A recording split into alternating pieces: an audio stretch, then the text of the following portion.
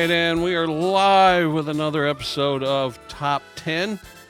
I am your host, Joe Johnson, and I'm joined by Andrew Walker. Yes, hello everybody. We're still alive, Joe. America still stands. We're somehow getting through this, and we want America to know that we're here for you. Yes. So it's a little bit of a somber tone here in the podcast room. A week or so ago, it was announced to our shock that Black Panther Chadwick Boseman passed away.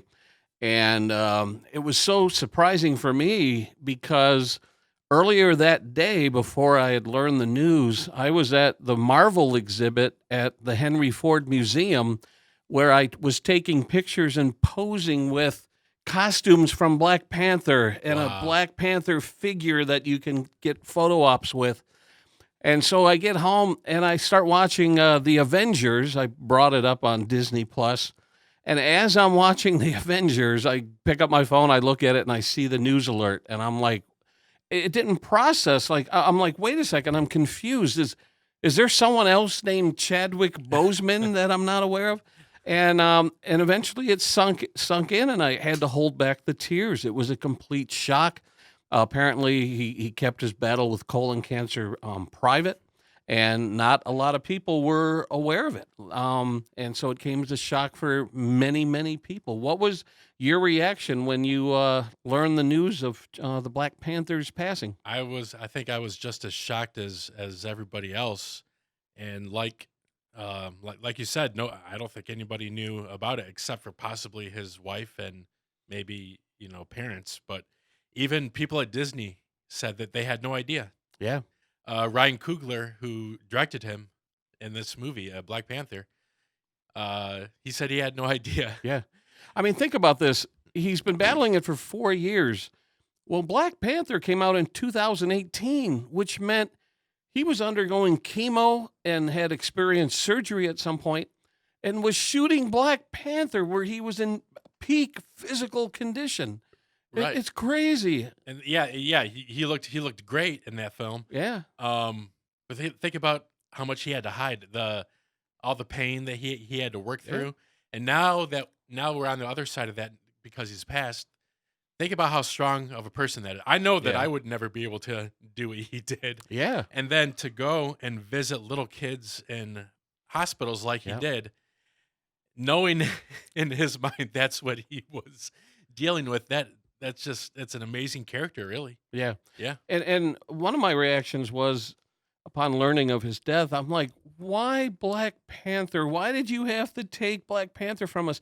This is a movie that meant a lot to a lot of people. And some people would say, well, it's just a movie. But for a lot of people, it was more than that. And when you think about what's happening in the world today and a push for equality and everything, why did you have to take a hero to so many people? And hopefully what'll come out of this is more people will undergo screenings, and maybe, the news of his passing will save lives. And maybe it'll inspire young people to be the hero that we lost. Yeah. Especially people maybe in their 40s get the colonoscopy. I think they tell you to get it at 50. Yeah. Let's cut that down to, maybe 42 or something. Yeah, because he was only, 43? 43. Yeah. And so that means he would have been at least minimum 39 knowing about it. Yeah. That's 3 years Too old. young. That's 3 years older than I am right now. So, Yeah. I these things, they start to, come into my mind too. So, yeah. Yeah. So in honor of Chadwick Boseman in Black Panther, we decided an appropriate theme today for Top 10 is our Top 10 Marvel movies.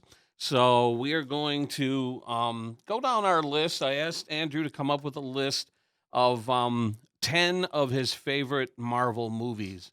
Now, my list is pretty much going to focus on the MCU, but you would ask me, well, are we going to include, Spider-Man or X-Men? And I was like, yeah, go ahead and do that. To be perfectly honest, the movies that have been part of the MCU are so darn good. As much as I love the Spider-Man, Tobey Maguire movies or the X-Men movies, I don't know if any of them would crack my top 10 list. So we're going to see how that plays out. Okay. So we're going to start off with number 10 on my list. This may surprise some people, but here is a little clip. You dare threaten me, Thor, with so puny a weapon? What? He was freaking me out. Where did he come from? Name? He said it was Thor? You know, for a crazy homeless person, he's pretty cut. This is going on Facebook. Smile. Your ancestors called it magic, and you call it science. Well, I come from a place where they're one and the same. Now, there's a little backstory as to how Thor cracked my top 10. I don't know how it did on other people's favorite Marvel movies list, but when Thor came out in the theaters, I dismissed it. I did not see it in a theater. Thor's not one of my favorite comic book characters. I thought he was kind of silly with the cape and the hammer and the long flowing hair, and I thought, man, this is before I stopped questioning Marvel. I'm like, there's no way they're going to be able to pull this off. And so I remember I was visiting with family. It was around the holidays or something. And my cousin brought up Thor. And I said, I've never seen it. And they're like, what? How can you have not seen Thor? And she grabbed her Blu-ray, put it in my hand, and said, when you get home, watch Thor. And I was like, all right. And I sat home, popped it in, watched it. And I was like, oh, my God. This is so much better than I could have ever imagined. It was funny. It was sweet. It was charming. I thought Chris Hemsworth was just knocked it out of the park. I loved everything about this movie. So one thing that will qualify a movie to make my top 10 is if it exceeds expectations. And in my opinion, Thor exceeded my expectations. What was your reaction to Thor, and tell me where it falls on your list? Okay. The first two Thor movies are actually at the bottom of bottom of your list of my whole MCU. Especially the second one. It was difficult to watch. I'll agree with you on that. To be fair, I've only seen the first Thor, I think twice. I saw it when it came out in the theaters, and then maybe once since then. And I don't think even both times I watched it, I gave it the due that it maybe should get. I would need to watch it again today to probably have a better appreciation for it. But as of right now, it's just, and I agree with you that Thor's he does nothing for me as a superhero. I could take him or leave him. So, I'm glad he's there. I think he works better within the Avengers. Oh, sure. Rather than a solo. Sort of like probably like where we imagine the Hulk works better within a group compared to solo films. So yeah. Speaking of the Hulk, that's the only other Marvel movie in the Marvel Cinematic Universe that I have not seen.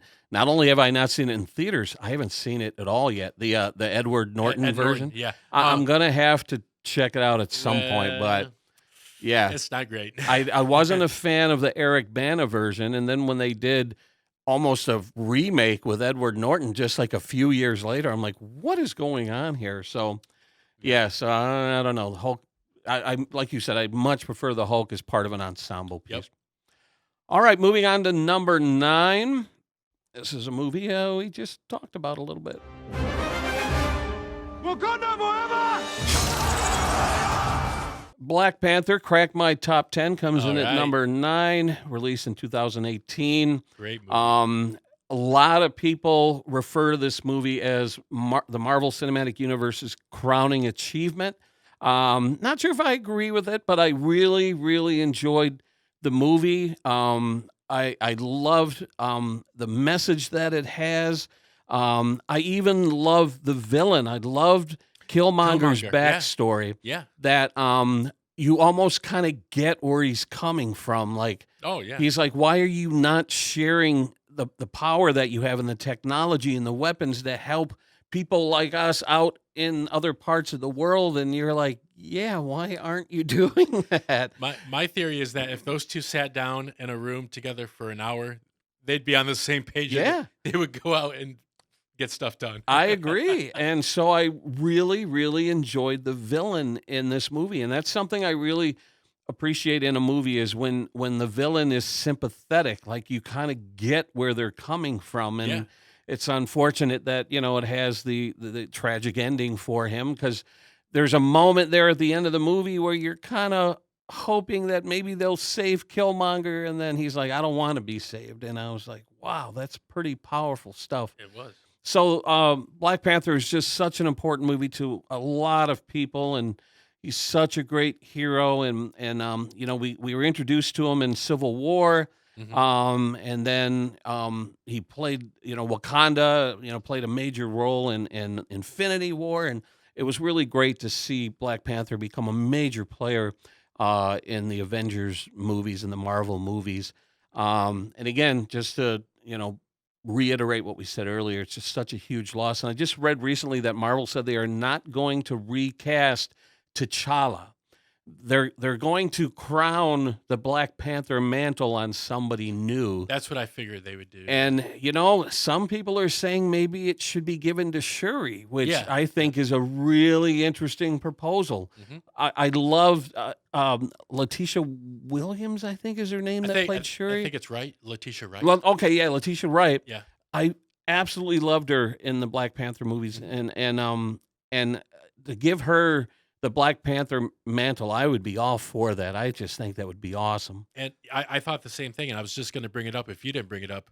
Yeah, she could be the new Black Panther, but you know how she's more like tech heavy and computer heavy. I wonder if she would, now that the whole rest of the world knows about Wakanda, somehow use technology and not just brute force, Yeah, but technology and brain power to fight things. yeah.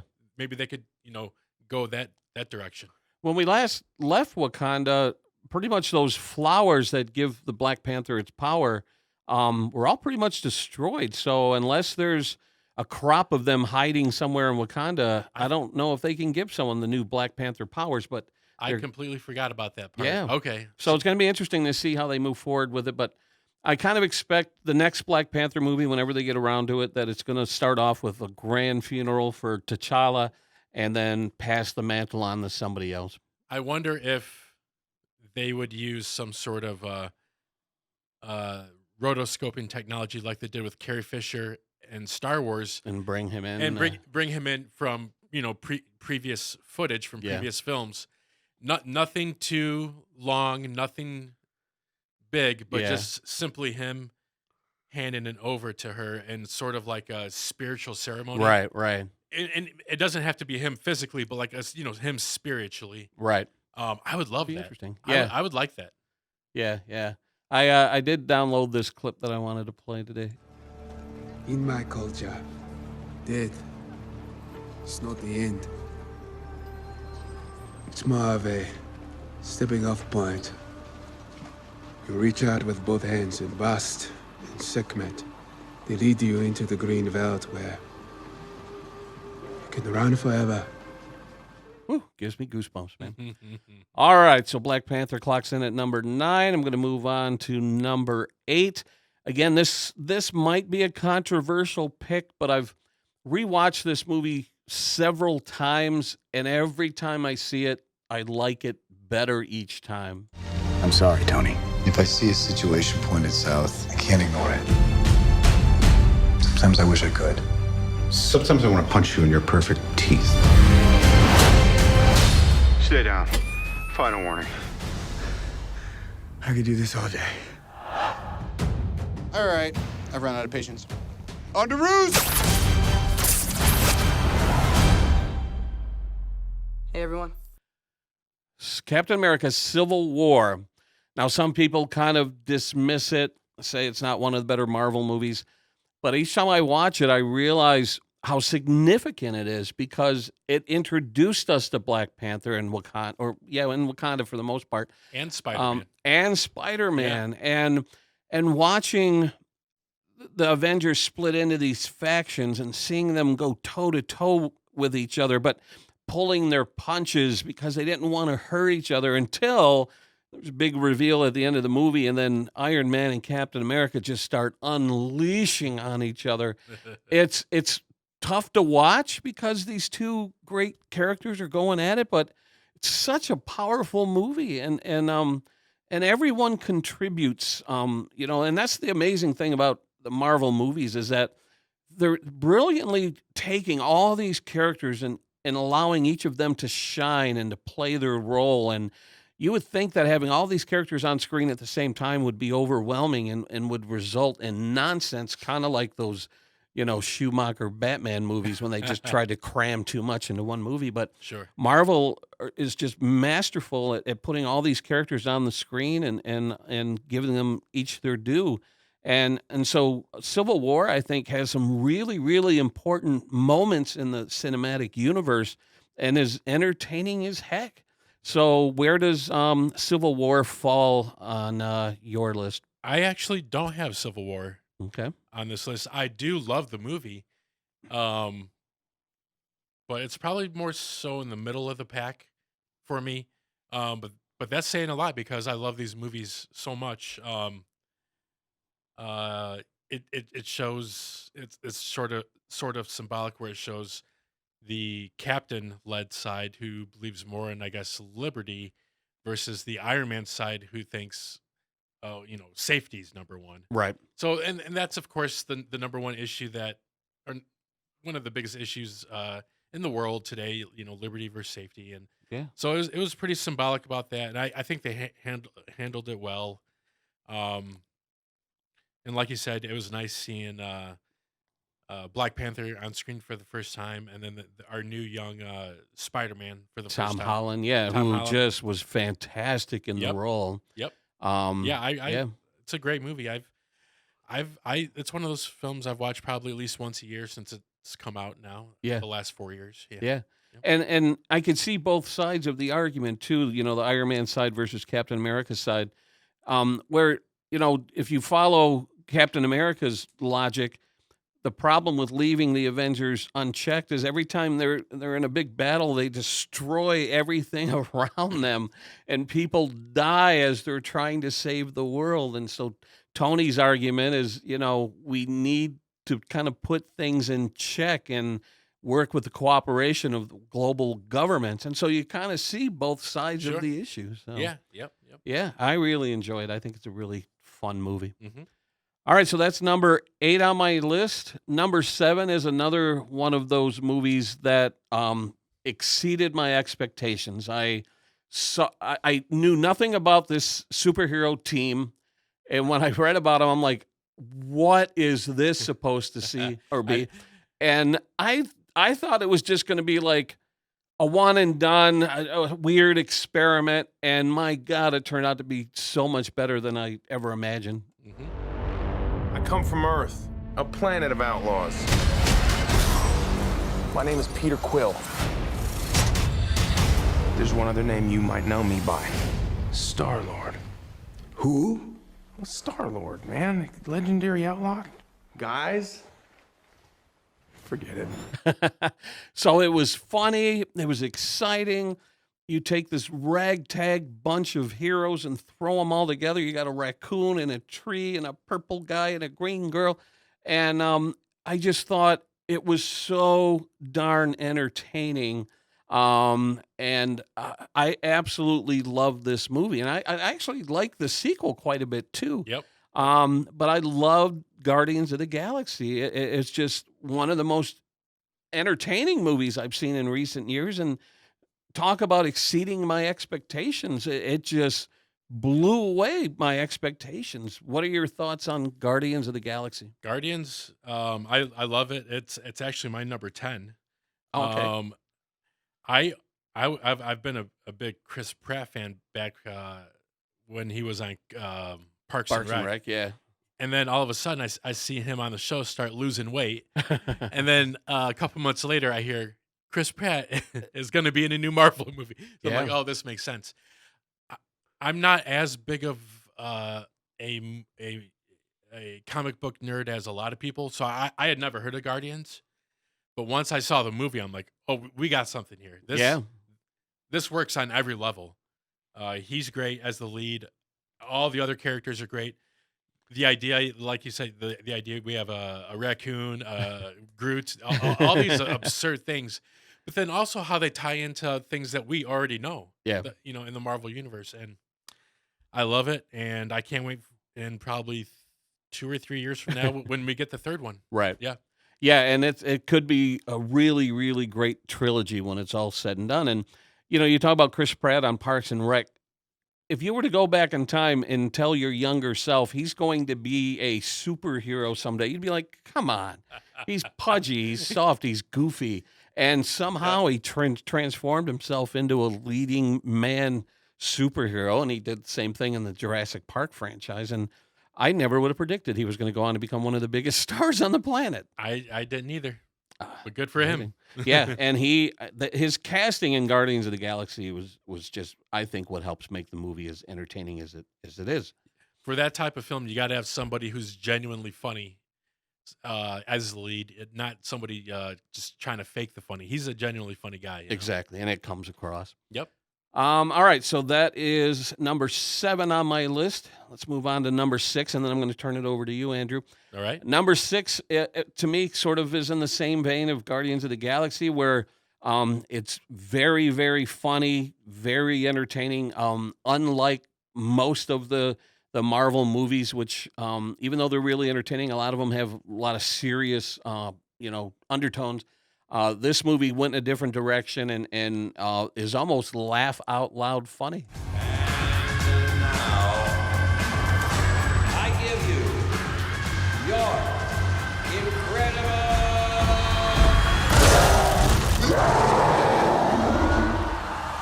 Yes! We know each other. He's a friend from work.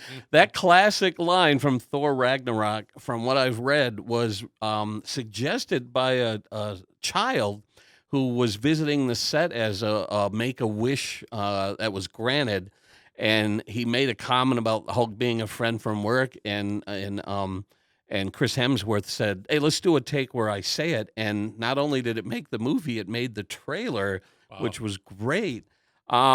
Again, like you said, I really enjoyed Thor. Thor 2, not so much. When Ragnarok came out, I had low expectations. I didn't know what to expect going in, and I found it so thoroughly entertaining. I love me some Jeff Goldblum. Oh yeah, he was fantastic as the what is it? The master. I forget what his character I don't is. remember the name. Something master, but he was great. He had great lines. The other 2 creatures that were kind of imprisoned with Thor, they were really funny. Right. And one of them was voiced by the director. Okay. Taika Waititi. Yeah. The taller guy. Yeah. The big rock guy. Yeah. And Taika, I mean, he's becoming one of my favorite directors. And Same he's here. heavily involved in The Mandalorian, and Yep. he did Jojo Rabbit, and so his fingerprints were all over Thor Ragnarok, and I absolutely loved it, and it cracked my top 10. What was your reaction to Ragnarok when you saw it in theaters? I absolutely loved it. I saw it with my sister and brother-in-law at the MJR in Waterford. I remember we went early in the morning on the first showing because we were so excited to see it. And it didn't disappoint at all. Like, I don't have any complaints about this movie. All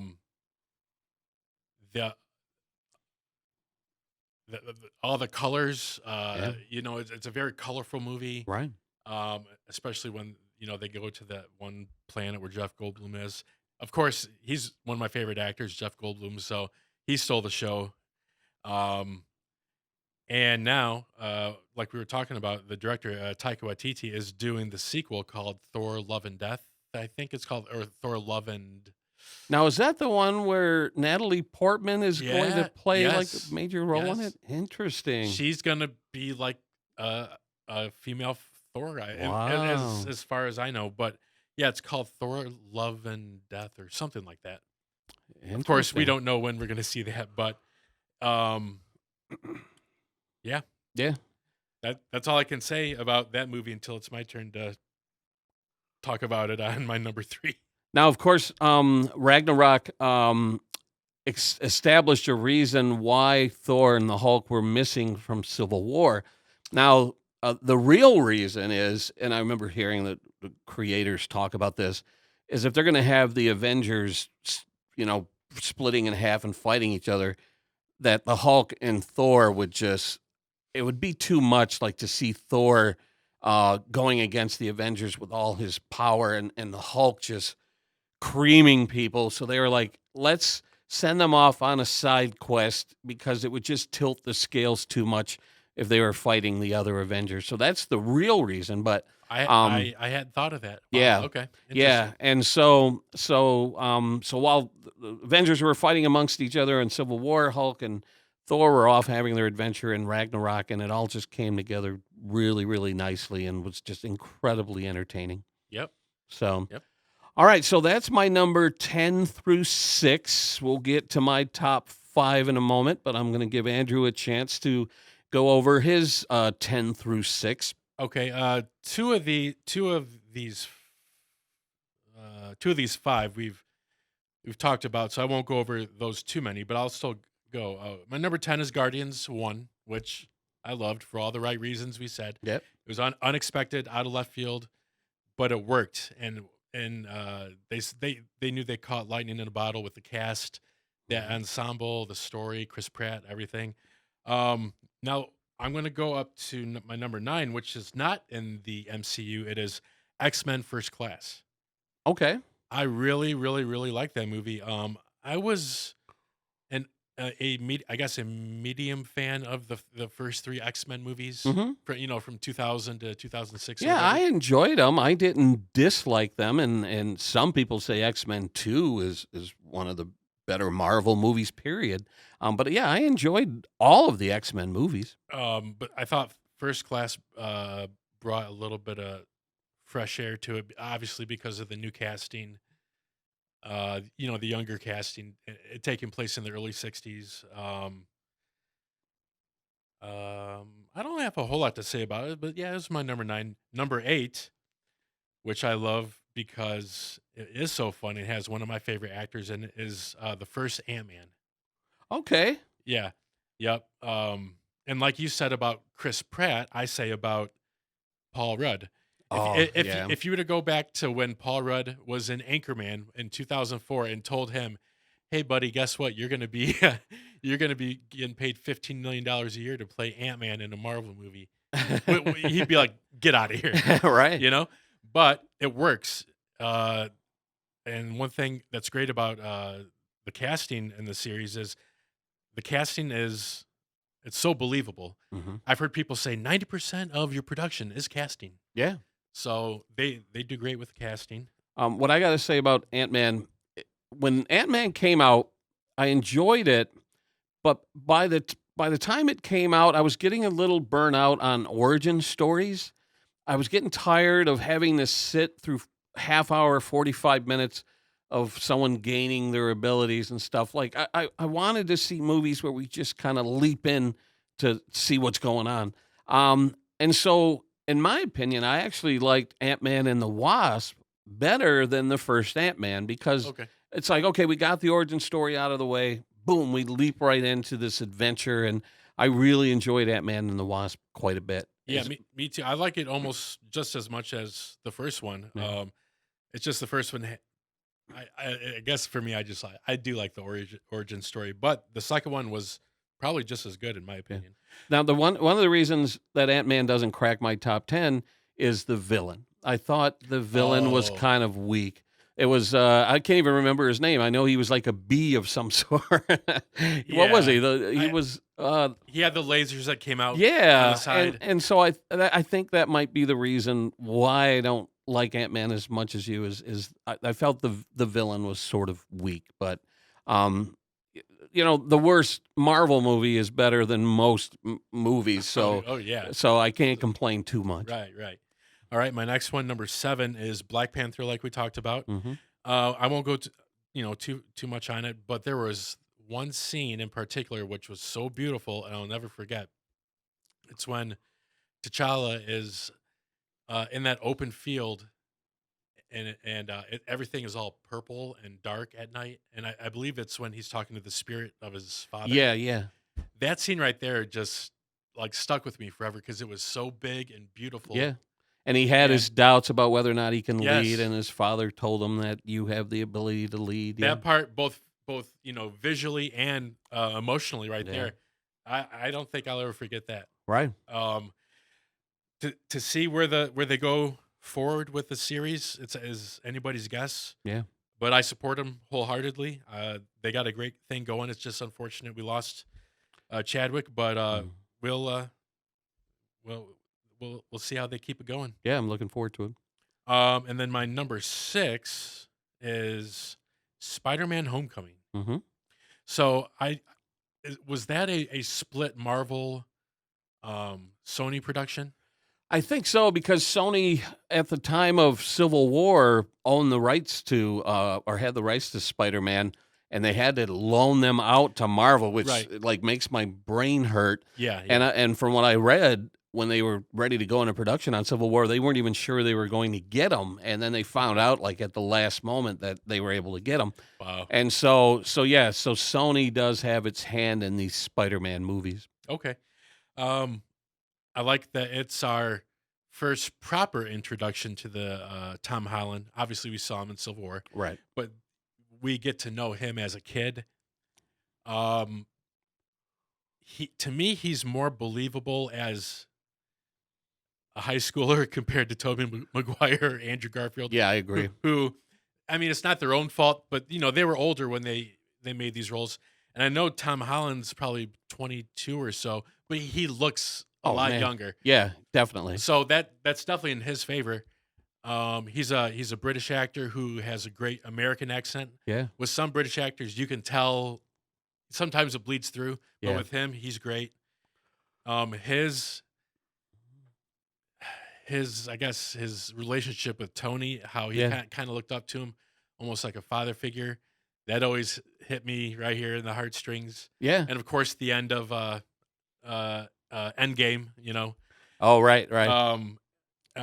So yeah, Homecoming was great, and then of course Far From Home was great, and I can't wait to see what they do with the next thing. Yeah, I really enjoyed the Spider-Man movies. I was relieved that they didn't redo the origin story again, because we'd seen it in the Tobey Maguire movie. Mm-hmm. Then they did it again in the Andrew Garfield movies, but they changed it quite a bit. They changed his origins, and I'm like, why? Why are you doing this? And I liked Tobey Maguire's sort of innocence that he brought to the role. Yeah. Where Andrew Garfield was kind of an a-hole in these movies. I did not like Peter Parker in those movies. Like I was really bothered by a scene with Andrew Garfield when he caught a bad guy and then he hit him in the face with the webbing, and the bad guy was suffocating.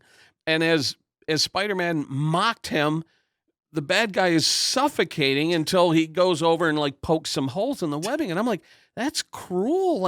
I don't see Spider-Man in the comics doing that to somebody, torturing them as you mock them. So I'm not a fan, and a lot of people aren't, of the Andrew Garfield movies. And so I was so glad to see Tom Holland come on board with this youthful enthusiasm, like in Civil War. It's like, hey, you're Captain America. Yeah. Hey, and he's got that enthusiasm and naivete, like when he meets Doctor Strange in Infinity War, and he goes, "Hi, I'm Peter Parker," and he goes, "I'm Doctor Strange." He goes, "Oh, we're using our made up names. I guess that I'm Spider-Man then." And I love what he brings to that role. It's just great. Now again, as much as I enjoyed Homecoming, I actually liked Far From Home better. Mm-hmm. I thought what they did with Mysterio was a really interesting take on the character. That was a great choice with what they did. Yeah. I didn't know much about the character to begin with, so I was just kind of seeing it with fresh eyes. Yeah. Then with the twist, and then how the movie ends, which Yeah. I'm not going to spoil anything, just in case someone out there hasn't heard it. But Yeah. man, that was it. It was just honestly just below my original Spider choice of Homecoming. It's a great movie. I give it enjoyed it. Yeah. at least an 8.5 out of 10. That one. Yeah, definitely. All right, so that's your 10 through 6. Yep. Let's move on to our top 5. Number 5 on my list, at one time was number 3 on my list, but some movies have come out since then that kind of knocked it down a few pegs. But here's number 5 on my list. There was an idea to bring together a group of remarkable people. So when we needed them, they could fight the battles that we never could. Again, Avengers, it came out fairly early on in the establishment of the Marvel Cinematic Universe, and I had my doubts that they were going to pull it off. I'm like, how are you going to handle all these strong characters all on screen at the same time? And they pulled it off. The movie's a little long. I watched it again recently, and I'm like, just when you think the movie can be winding down, then it just kind of keeps going, and like things are coming out of a portal in the sky, and you're like, wow, it's like things are just getting going an hour and a half into the movie. But again, Marvel was just masterful at bringing all these characters on screen and giving each character its due. And it's funny, it's entertaining.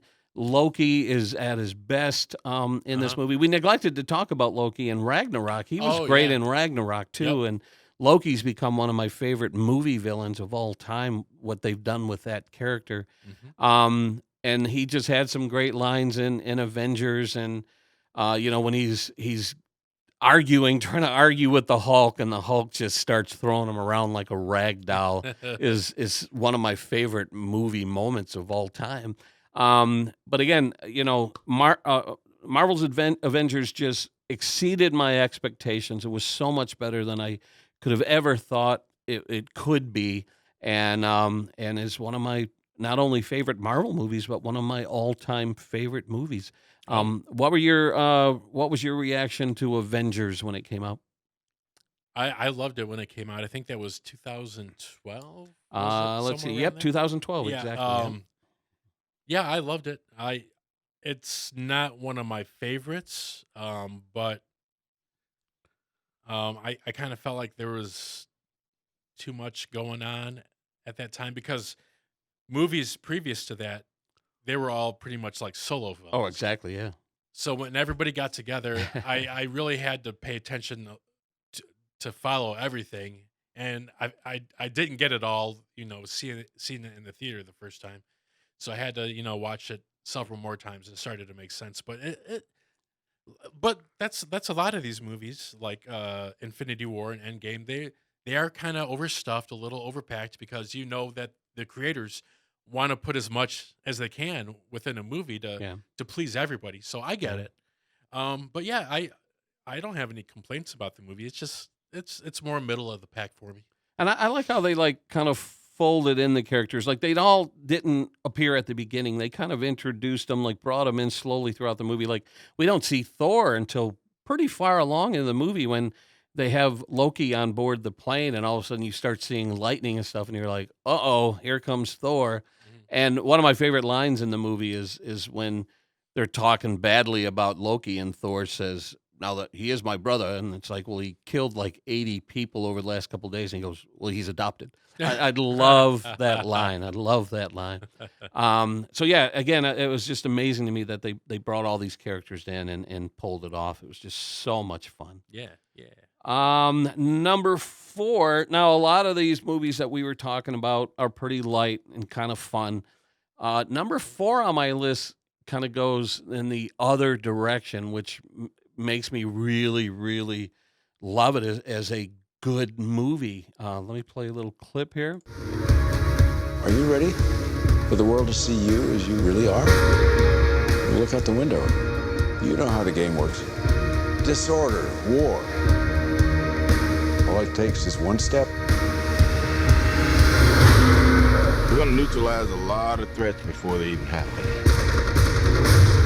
Thought the punishment usually came after the crime. S.H.I.E.L.D. takes the world as it is, not as we'd like it to be. This isn't freedom. This is fear.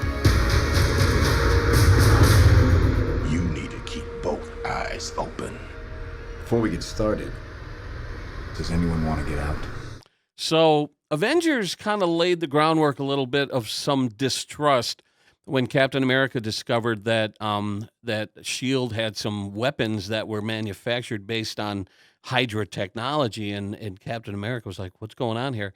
Civil War ran with it, and Mhm. you didn't know who to trust. Like people who'd been established as good guys in earlier movies, you find out are going around whispering "Hail Hydra," and it's like, oh my god! And some people compare Winter Soldier to some of the greatest like political intrigue movies of the 60s and 70s. Like it was a very serious movie about politics and government and the government deciding what's best for its citizens Yeah. to the point where they're like, well, we're going to take out people we think are going to cause trouble. And it's like, Yeah. holy cow. And sadly, the real world has almost kind of followed that path. But it's a very serious movie. And so, it doesn't rank higher because I don't think it's as fun as some of the other movies, but it's a great movie. It's a really good movie with a great story.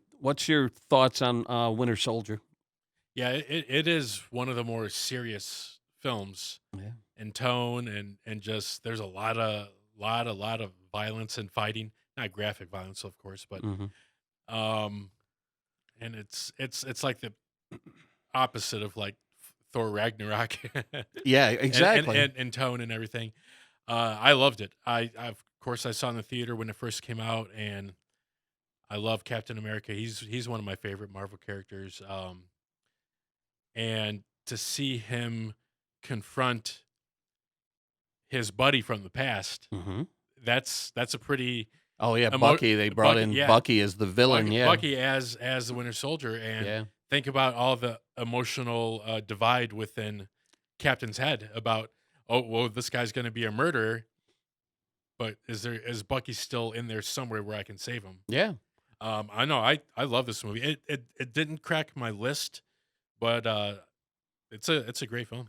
That surprises me that it didn't crack your list because a lot of people I know who are Marvel fans rank this one really highly. And a lot of people I talk to claim that it's their number one favorite Marvel Cinematic Universe movie. And I'm like, wow. Okay. But yeah, I love it. I just think it's a great movie, not just a comic book movie, but a great movie that I almost put on par with The Dark Knight. Like The Dark Knight is a comic book movie, but its themes are very serious and very real about good and evil and how easy it is to push somebody good over the edge. And Yep. here in Winter Soldier, Captain America, who was established as a goody-goody flag-waving patriot, now is full of distrust and doesn't know who to trust and is labeled a bad guy. In this movie, it's so shocking to see that happen. Yep. So yeah, I absolutely love it. All right, number 3, a little bit more recent movie. We've touched on it a little bit tonight. Here's a clip. Tell me his name again. Thanos. Thanos is just the latest in a long line of bastards, and he'll be the latest to feel my vengeance. Fate wills it so. Thanos has been inside my head for 6 years, since he sent an army to New York, and now he's back. He invades planets, he takes what he wants, he wipes out half the population. Now, this clip that I played is Thanos heavy, and the reason I did that is because I think Thanos is one of the greatest villains in movie history. Not that I sympathize with what he wants to do, but I kind of get it. Like he, in his twisted way, he wants to bring peace to the universe, and he thinks that by doing that, you have to wipe out half of all life, and which is crazy. But his goal is to bring peace, and they even touch on in the movie that on planets where he accomplished his goal, that they did become peaceful and they became prosperous because of what he did. See, Joe, fascism works. Yeah, and you could argue like maybe, I mean, especially when you're seeing what's going on in the world, you might think Thanos might have been onto something. But Thanos being a great villain helps make Infinity War a great movie. And again, it's bringing a lot of personalities on screen. They're adding more characters than what we saw in Avengers. Yeah. And taking the fight to Wakanda and having all of them come into play. And it's amazing what they pulled off. But what makes Infinity War for me go from a good movie to a great movie is the ending. I never saw it coming, even though we knew there was a sequel coming. So I wasn't quite sure how they were going to end it. But there's a little bit of a safety net going, well, there's a second Infinity War movie coming out. Sure. But the ending, which I won't go into too much detail for anyone who might not have seen it, but it was a gut punch. Like, Oh, yeah. for someone like me who's been going to movies my whole life, there's kind of an expectation of this happy Hollywood ending, and you see it all the time. And movies follow a certain structure of a introduction, first third, a dark middle third, and then a resolution at the end and the happy Hollywood ending. And when a movie deviates from that, it's kind of shocking. And that's exactly what Infinity War did, is it deviated from the happy Hollywood ending. And I remember sitting in the theater feeling like the air had gotten sucked out of the theater. Like everybody in there, and the place was packed, sat there in stunned silence. Like, what did I just see? What happened here? And so for me, the ending makes Infinity War a great movie that I can watch again and again, because everything that leads up to the ending is enormously entertaining. Everybody going on their quests and all the characters coming together and like I said, Thanos being a great villain. But then the ending, it just makes you look at movies in a different way. Like, you don't necessarily need that happy Hollywood ending to make a great movie. So where does Infinity War fall on your list? I don't have it on my list, actually. It didn't crack your top 10. I'm No. curious to see your top 5 now. Yeah. I saw this film just once when it came out in theaters, and that was it. It's not because I didn't like it, because I loved it. It's just because you know how life is.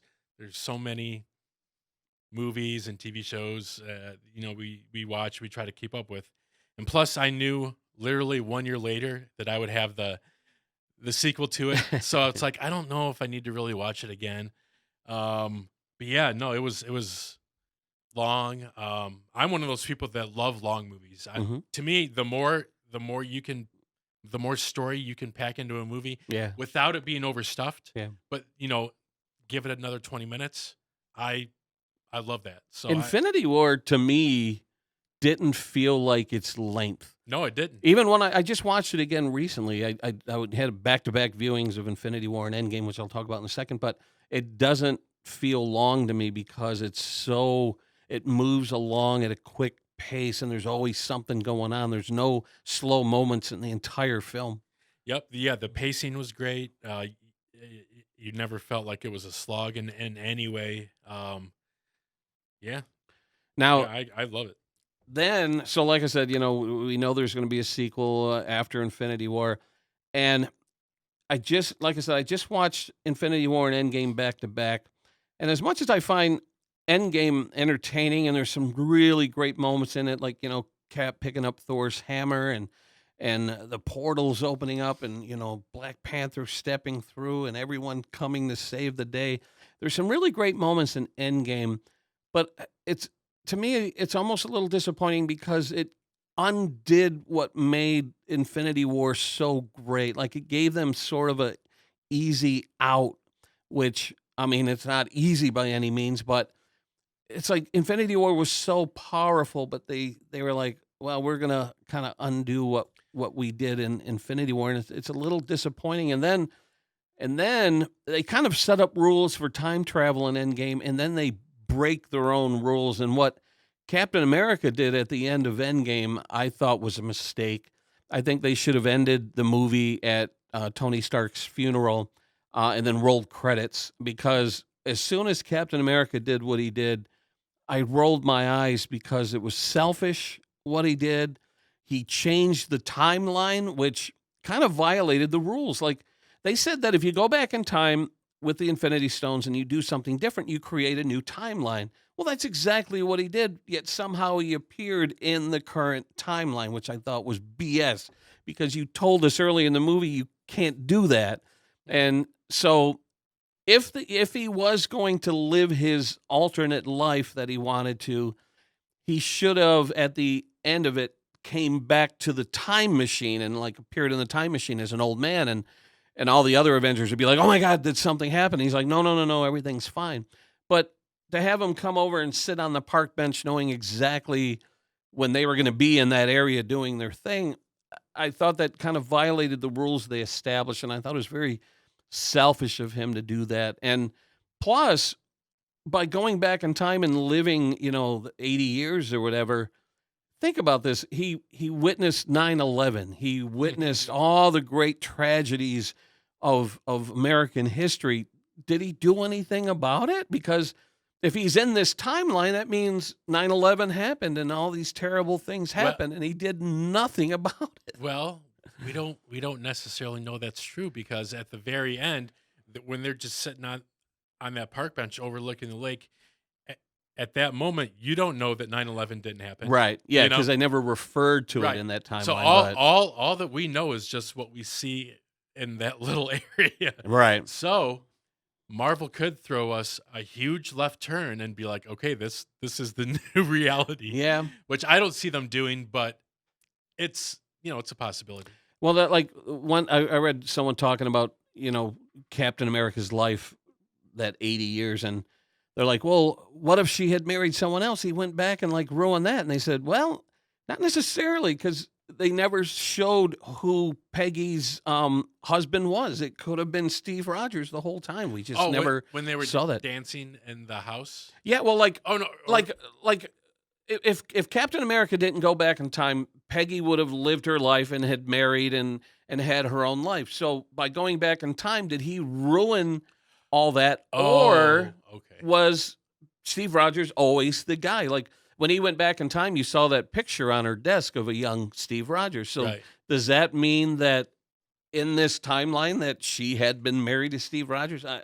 I don't know. It makes my head hurt thinking about it. There's a whole Reddit rabbit hole, I'm sure we can go down. But that's why I think they should have never done that. I mean, I know they wanted to give Chris Evans an out, and that's exactly what they did, but I thought they sort of broke the rules doing that. But one more thing with Infinity Wars, the only negative feeling I had walking out of the theater, and I mentioned it to my brother-in-law, and you touched on a second ago, and I said, okay, we saw what just happened. A year from now, we know what's going to happen. Everything you just saw is going to be undone. Right.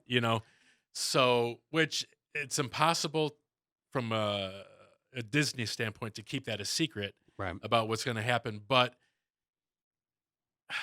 I don't know. Yeah. No, I agree that, giving themselves an out diminishes the impact of Infinity War. But if you just watch Infinity War as a standalone movie, it's a pretty darn great movie. It is very good. Yeah. Yep. All right, 2 more on my list. I'm a big fan of origins, and not, I was just complaining about origin stories, but what I mean by that is these next 2 movies, number 2 and number 1, kind of set the tone for the entire Marvel Cinematic Universe. Let's go to number 2 first. I asked for an army and all I got was you. Congratulations. You just got promoted. Mr. Stark? I had some ideas about the uniform. Captain, we are much alike. What made you so special? Nothing. I'm just a kid from Brooklyn. So Captain America, the First Avenger, came out in 2011. Love the movie. Love the time period that they set it in World War II. Love the director, Joe Johnston with a T. Don't forget that T. Yeah, he did The Rocketeer. He did a lot of great movies, and I don't know if many people know this. I thought this was a coincidence at first, but as a kid and a fan of Star Wars, I was always fascinated by the production of Star Wars and had books about the art of Star Wars, and a lot of illustrations for the mechanical ships and things in the Star Wars movies. The signature on the bottom of a lot of the drawings I had was Joe Johnston with a T. And as a kid, I'm like, that's cool. His name's almost like mine. So then when I learned about the director, Joe Johnston, I'm like, oh, that's a weird coincidence. And then I was like, no, it's not a coincidence. It's the same guy. The guy who helped design and shape the Star Wars universe went on to become a fine, fine director and directed Captain America, the First Avenger, which if you're a fan of The Rocketeer, there's a lot of similarities there. There's that flag-waving patriotism, good guy, all-American boy type thing, and they have a lot of similar elements. And I just loved Captain America. I loved the villain. I loved Red Skull. I thought he was a great, memorable villain. I loved everything about Captain America. Yeah. So where does it fall on your list? That's my number 5. I Look at love that. that movie for many of the reasons you just said. It has more. I don't know if it's some sort of filter they filmed it with, or computer generated filter, but it's got slightly more of like a comic book look to it. Yeah. Especially back in the first third of the movie when he's in New York City, and all the experiments are done on him. And then also you talk about Joe Johnston. I love The Rocketeer. That was one of my favorite films as a kid. Yeah, me too. So now I look back and I see the style of that movie and the wardrobe of that movie. He uses a lot of leather, and it's just very cool and stylistic. Yeah. To a certain era, and that shows with this first Captain America movie too. Mm-hmm. I love it. I have no complaints about this movie. Like you said, Red Skull was the perfect villain for this. I love how Captain, he has his little ensemble of troops that help him out. This is a movie I can watch over and over again. It's got good rewatchability for me. I agree. And the effects of creating the young, scrawny Steve Rogers, to me, seeing that in theaters, I was sitting there like watching David Copperfield on stage or something. I'm like, how did they pull this off? How did they do this? And, they reveal the secrets later, but I just thought the technology was amazing that they would film a skinny actor and then kind of map Chris Evans' face to this skinny actor. I thought the technology was groundbreaking and revolutionary. I just thought it was amazing. Yeah, it was very new for its time, and that was 9 years ago, and look how far we've come since then. Yeah. With that type of stuff. Yeah. And there's several movies I've seen throughout my life where I have memories of sitting in the theater and the crowd would cheer at certain moments, like in Endgame when Cap picks up the hammer and stuff like that. The crowd cheered. And I remember seeing the first Avenger when the one Hydra villain has a kid, like using a kid as a hostage, and then he throws him in the water and runs off, and Cap thinks he has to rescue the kid, and the kid says, "I could swim, go get him." And the crowd like cheered. It was such a great moment where he's like, "Go on, go get the bad guy." And it was such a great moment, and it was just such a fun movie. And then, of course, the twist ending where he wakes up in the modern world was just such a great ending to help bridge everything together and kind of set the tone for his character. So definitely one of my all-time favorite movies, period. Yep. And then number 1 on my list, the movie that started it all.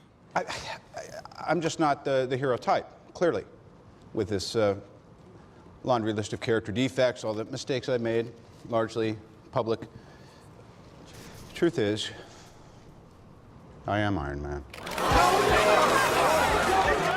Such a great movie. Again, when I was a kid, I didn't read comics a lot. I read my Star Wars comics. I was just a Star Wars nut growing up. And I was familiar with some of the Marvel cartoons that were on TV or whatever, but I wasn't a big comic book reader, and I wasn't all that familiar with Iron Man. I knew of Tony Stark. I kind of knew of Iron Man, but when I went in to see the movie, I didn't know what to expect. I didn't know if it was going to hold up. So many superhero movies that have come before it were disappointing. And so, again, I went in kind of with low expectations, and the sequence where he escapes the cave in that homemade Mach 1 Iron Man suit, in my opinion, is one of the greatest movie moments I've ever seen. Like, as far as movies that I enjoy, it was one of the most exciting, thrilling. Like, I wanted to stand on my feet and cheer as he's escaping this cave. It was just amazing. And it just kept getting better and better and better. And for the longest time, Iron Man and Captain America, those two movies were kind of neck and neck for me as like 1 and 2. It was kind of hard for me to pick one over the other. But with the benefit of hindsight, I began to realize that Iron Man fills the number one slot for me because it was the first. It was the origin. It set the tone for the humor and the action. And every Marvel movie that followed had those elements, followed that blueprint of mixing humor and action and tragedy. And so it set the tone. It created this universe that we're so blessed and lucky to experience over the past 12 years. It came out in 2008.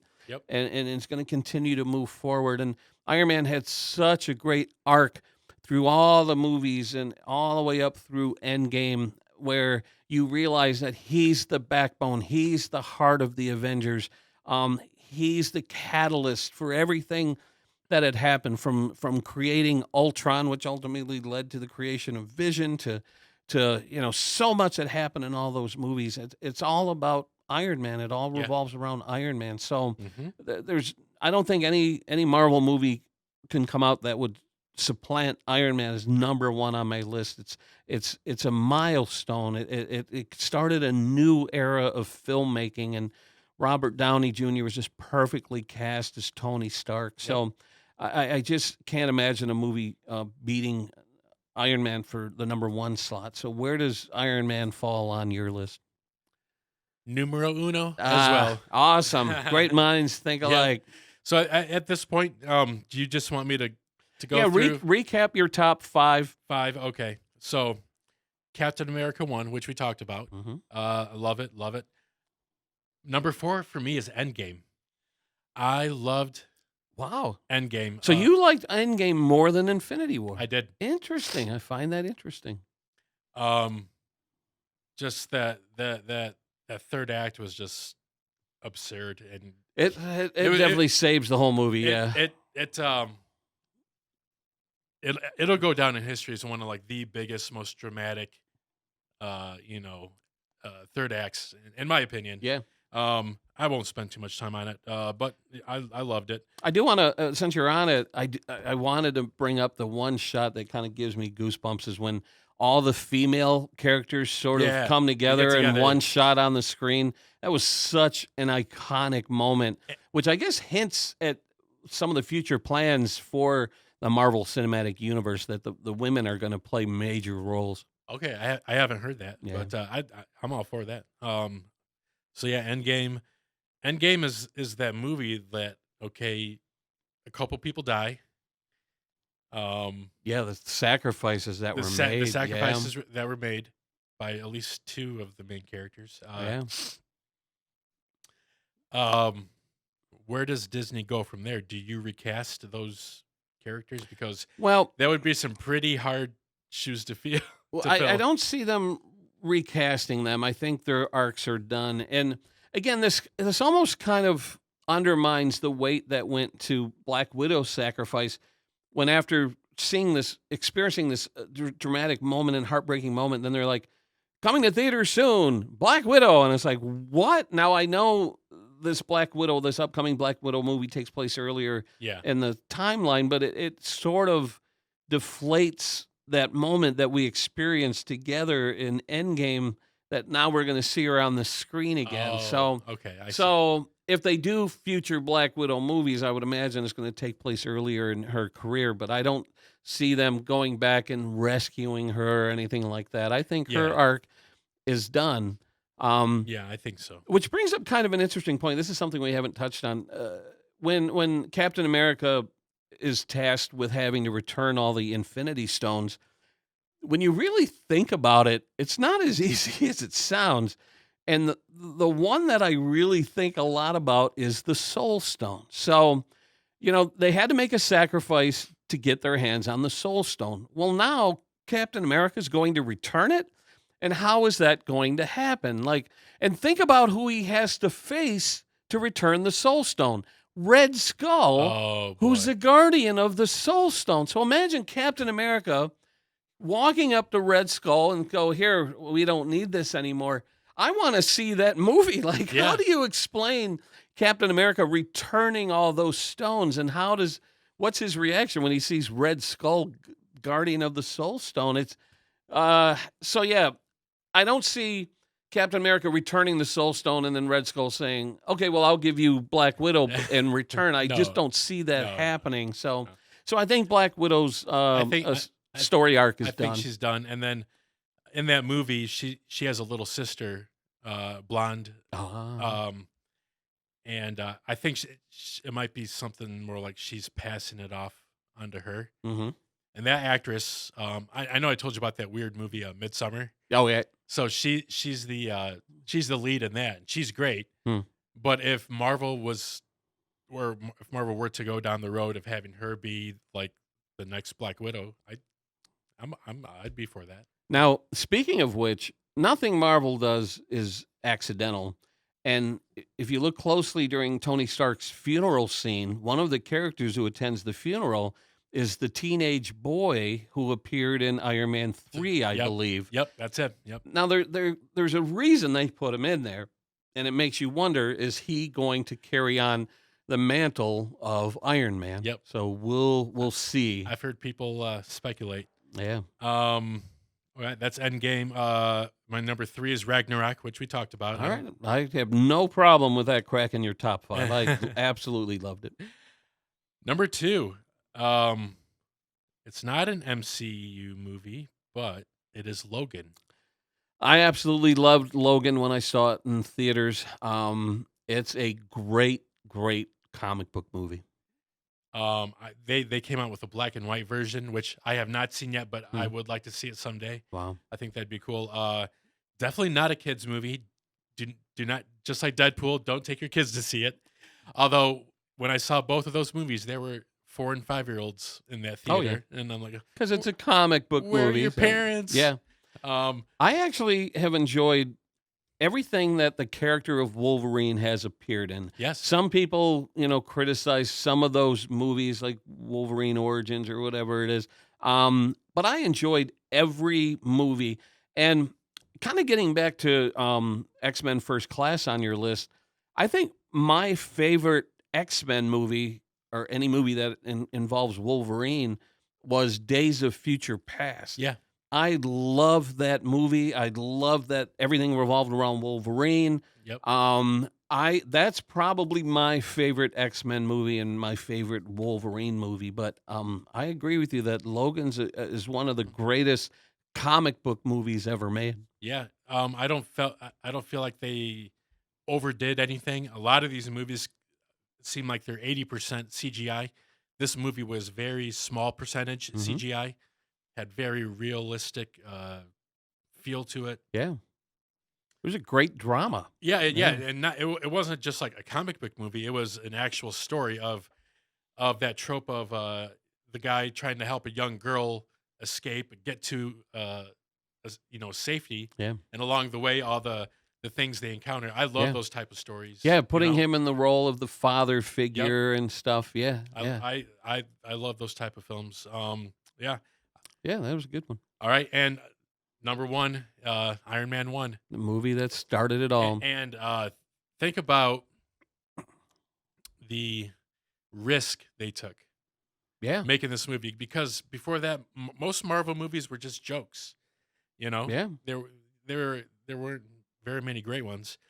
And then they take a chance on Robert Downey Jr., who has publicly had some, drug issues. And so I'm sure that to ensure him to be in the movie, it took a lot of cajoling from Jon Favreau. Well, I think his history probably is what made him a top candidate for the role, because in the history of the Iron Man comic books, Tony Stark went through a phase of alcoholism and stuff like that. Oh, okay. I didn't know so I think they felt that he could bring that to the role, and then in Iron Man 2, they kind of explored that a little bit, where Tony Stark maybe started drinking a little bit and stuff like that.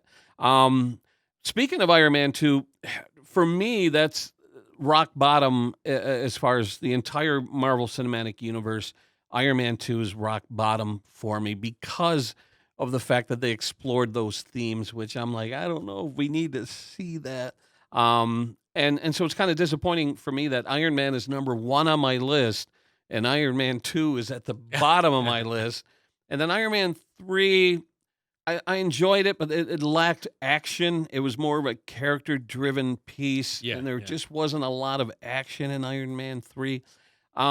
So for me, it goes from, Iron Man 1 to then the ensemble pieces, the Avengers movies and the Infinity Wars, Sure. and him being redeemed in Endgame and all that stuff, but not a fan of the sequels. I think out of all the characters who were given multiple movies in the Marvel Cinematic Universe, I think Captain America had the best trilogy Oh, yeah. of first Avenger, Civil War, or I think the other one came first. Winter Soldier came and Civil second, War. and then Yep. Civil War.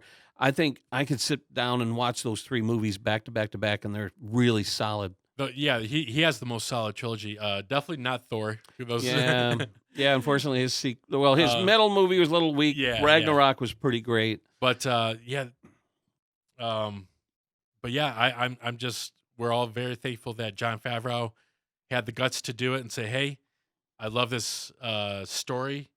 I'm going to convince a studio to help me, and we're Yeah. going to do it. And it turned out great. Yeah, it really did. Like a character that I don't think the average American really knew all that much about. Right. Everyone knew Batman, Superman, stuff like that. Imagine that pitch meeting saying, "What about Iron Man?" And what about Iron Man? You want to do a movie about Iron Man? And it could have come across as cheesy and corny, but it was absolutely fantastic, and it just set the tone for everything that came after. Yep. Speaking of everything that comes after, despite COVID-19 and everything, there's still a release list that Marvel is still pushing. Yeah. The first series of the MCU kind of ended with Endgame, and then Far From Home kind of started the next phase of the MCU. Everything got put on hold now because of COVID, but what's coming up on the calendar over the next several years is a movie called Eternals, which I'm not familiar with. Mhm. And then this one, I've heard nothing about. Shang-Chi and the Legend of Ten Rings is slated for a 2021 release. I know nothing about it. Mhm. Doctor Strange has his second movie coming in 2022, Doctor Strange in the Multiverse of Madness, which sounds absolutely crazy. Yeah. And then I heard that that's supposed to be a legit horror film. really, And I interesting. I hope because I love I Wow. love horror. And then you mentioned Thor: Love and Thunder, 2022. Yep. And then there was Black Panther 2 was on the horizon, but then with everything that happened with Chadwick, that's getting pushed back, and they're going to kind of reevaluate where that story going. But that's what's immediately on the calendar for the MCU. And my initial reaction is I've never heard of anything, any of these. I don't know what to expect, but that's what I thought about Guardians of the Galaxy Yeah. and some of those other movies that came out. So I'm done questioning Marvel. I know that they're going to knock it out of the park. Yeah, I'm confident that they got the money to get the brightest and best, and the vast majority of the time these movies are great. Yeah. On their own. One more thing I wanted to mention, it's not an MCU, but it's a Marvel property. I think it's put out by Sony because he's connected to Spider-Man is Morbius. Have you heard about that? I have not heard Okay. anything about Morbius. So it's Jared Leto. And he's a brilliant doctor, but he has some autoimmune disease, and the only way that he can fight it is to get some sort of extract out of a bat. So of course, he goes to extremes, like these things do. And it seems from the trailer, there's a trailer for it. It seems from the trailer he turns into some sort of like vampire. Yeah. And at the very last scene is him talking to Michael Keaton, who, if you Mm. remember, he played in Spider-Man as he was the Vulture. Yeah, yeah. So Interesting. they're tying more and more into Yeah. Spider-Man now. I like seeing them play nicely with each other because I want to see Spider-Man and Venom share the screen again Yes, and kind of yes. make up for that Tobey Maguire debacle Oh, that that happened. was awful. There were elements of that movie I enjoyed, but it could have been done a lot better. And I'm hoping we're going to see Tom Holland's Spider-Man face off against maybe Tom Hardy's Venom. That would be a really interesting We'll see movie. how that the sequel goes. Yeah. Hopefully better than the first. I didn't care that much for the first. Yeah. But Andy Serkis is directing the second one. Oh, You know, interesting. the guy who Yeah, does all the Gollum yeah, and yeah. and he was in the Black Panther movies as the villain. Yep. So Um, hopefully it will be in a little bit better hands this time. Here's something to think about. I read an article just recently. Somebody kind of took a look at the roster of Marvel characters that they have at their disposal, and they kind of thought, what has been introduced in the comics that hasn't been introduced in the movies yet, and which character can kind of fit into that world. And a very interesting name came up, and there may be a reference to this character in one of the movies. I think it was Endgame, where they talked about an under ocean earthquake that had happened, and I remember Black Widow was like, "Well, what do we do about it?" And the one woman from Black Panther is like, "We do nothing about it. It's under the ocean." And now people are speculating: is that going to somehow lead to a new character in the Marvel Cinematic Universe? And that character is Namor, who is the Marvel equivalent, even though he predates Aquaman. So is that reference about the underwater earthquake a little subtle hint about trying to bring Namor into the fold, especially when you think about the success of Aquaman in the DC universe? Will they be bold and try to bring in an Aquaman type character into the Marvel universe? Time will only tell, but I think it would be interesting to bring that undersea world to the Marvel Avengers universe. Any thoughts on Namor? This is the first time I'm hearing of this character, but I'm all for it. Yeah.